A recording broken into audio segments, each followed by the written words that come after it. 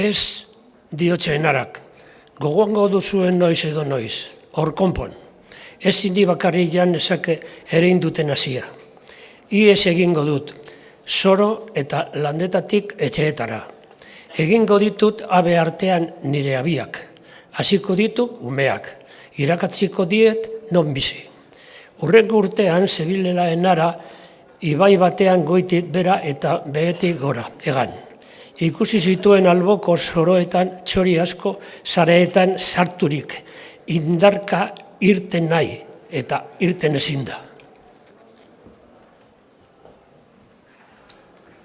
Txori horien artekoa ziran armatxori edo kurrioak, pintxoe, txirrizkila, amilotz, txepetz, birigarro, soso, bulargor eta eskilazo txarrak.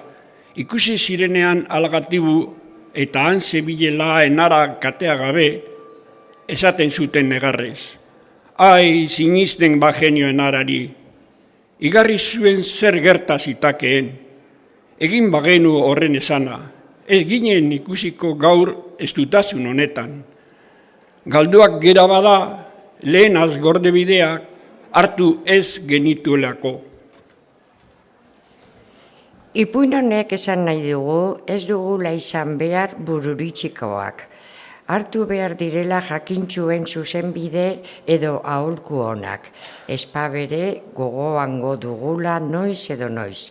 Eta egingo dugulo negar katea eta sare txarrak urratu ezin ditugunean.